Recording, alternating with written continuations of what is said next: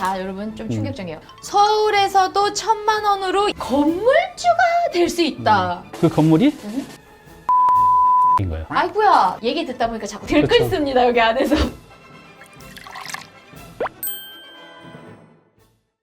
자, 선생님, 네. 지금은 선생님께서 성공한 완전히 부동산 전문가, 막 컨설팅도 하고 계시고. 근데 제가 알기로는 선생님이 처음부터 그렇게 부동산 전문가는 네. 아니셨다고. 네, 맞아요.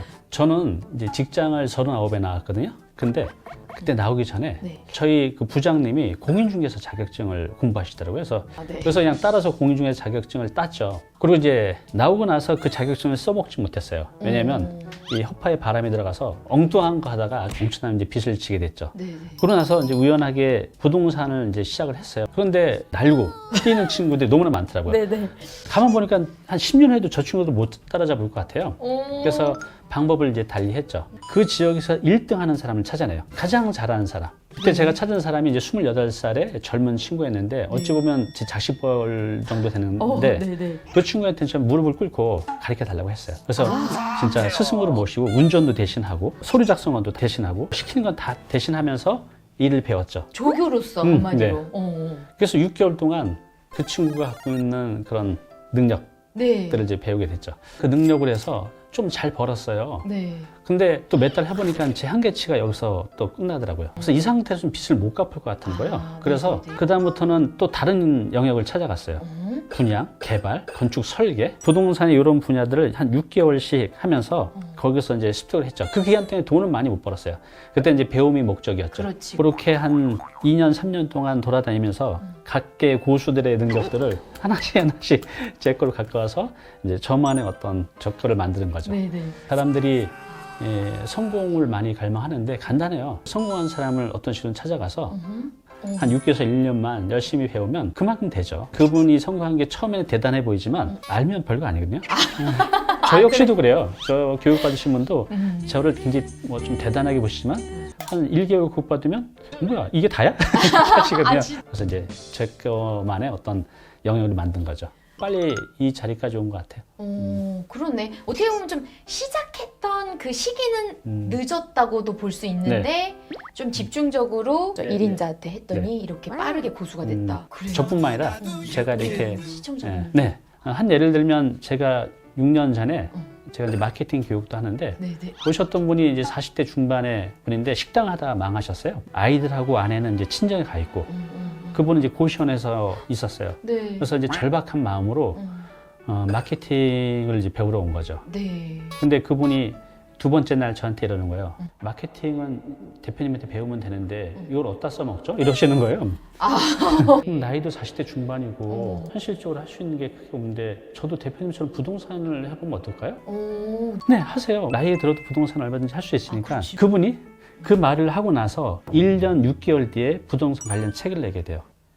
그리고 지금은 전문가로서 살아가는 거죠. 전문가 되는 데는 2년이 채 안 걸린다는 거죠. 물론 노력을 많이 했죠, 그분도. 그쵸, 그래서 너무 두려워하실 필요 없어요. 한 분야를 파게 되면 전문가가 되는 거는 2년도 전 길다고 생각해요. 그러면 뭐 나는 이제 새롭게 시작해서 큰 돈 벌기에는 너무 늦었어 이렇게 말하는 게 정말 정답이 아니네요. 그럼요. 그게. 네, 늦은 나이는 절대 없습니다. 제가 여러분들이 1년 내에 전문가가 돼서 잘 먹고 사는 방법 한번 알려드릴게요. 요즘 마케팅 너무 중요하잖아요. 너무 중요해요. 그죠? 마케팅을 안 하고서는 개인도 네, 기업도 자영업자도 생존이 불가능해요. 근데 이미 마케팅 전문가가 너무나 많죠. 네. 특별한 방법도 별로 없어요.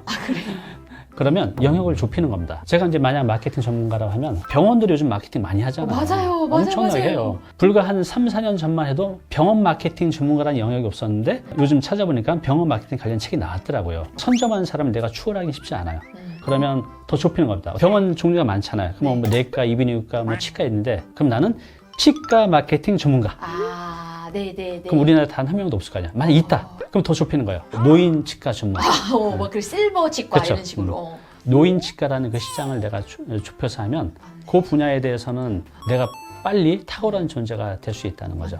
이게 왜 좋냐면 내가 시장을 좁히면 내 에너지를 여기만 쏟으면 되기 때문에 내가 좀 더 빨리 전문가에 이제 도달이 되는 거죠. 그럼 이제 사람들이 왜요? 성공해도 돈이 크게 못 벌릴 것 같은데요? 파이가 너무 작아. 이렇게 되는 겁니다. 내가 이 마케팅 하면서 노인들의 DB를 확보하게 되잖아요. 그렇죠. 그러면 그 네. DB로 노인 전문 옷, 헤어스타일, 탈모, 재혼 이런 영역들로 확대하는 거죠. 그 노인들의 그런 라이프 스타일을 다 파악을 했기 때문에 네, 또 네. 그런 DB를 갖고 있고 이해를 하기 때문에 음. 그 옆에 영역으로 가는 건 쉬워요. 그러니까 치과로 시작했지만 네. 다른 영역으로 다 점령한 거죠. 내가 음. 좁혀서 가고 네. 그 시장을 독점하면 그때부터는 이제 무한 확장이 가능한 거예요. 선생님, 네. 얘기 듣다 보니까 자꾸 사업이 하고 싶으시네요. 그래. 들끓 그렇죠. 습니다 여기 안에서.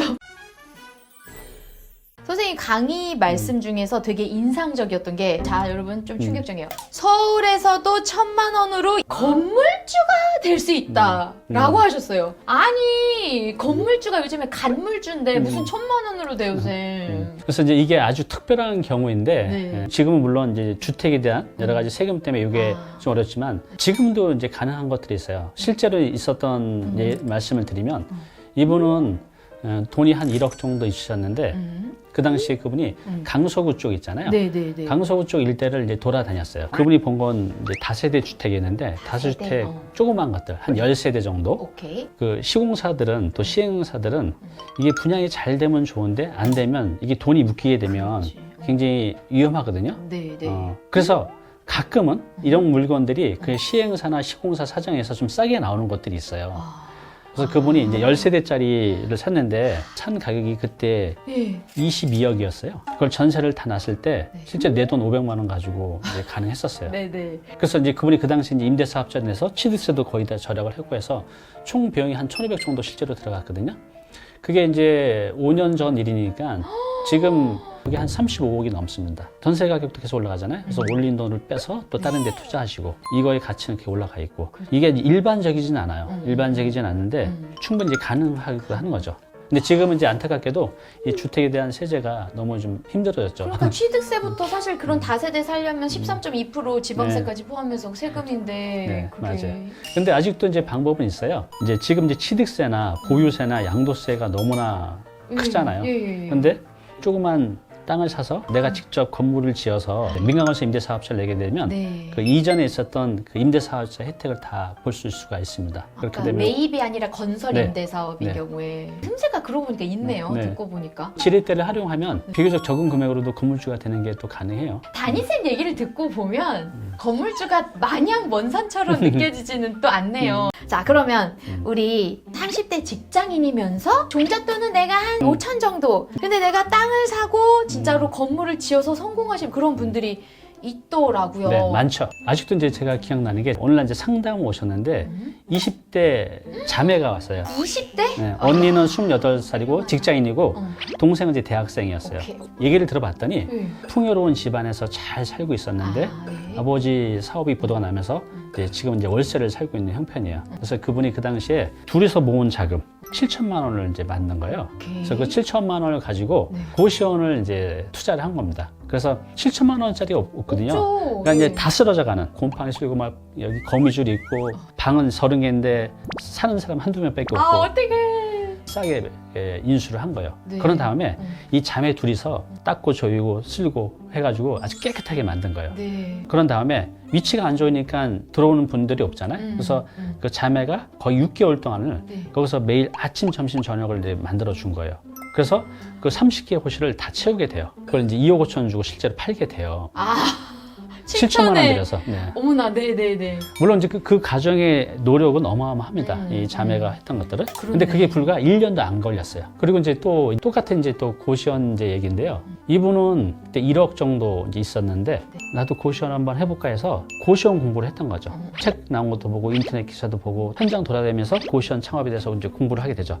그래서 창업을 했어요. 그래서 이분이 한 1억 2천 정도 들여서 지금 월 400만 원의 수익이 나오고 있거든요. 1억 2천으로? 네. 와. 400만 원. 이분이 자신의 그런 고시원 창업에 대한 노하우를 저희 플랫폼에서 이제 강의를 하게 됐어요.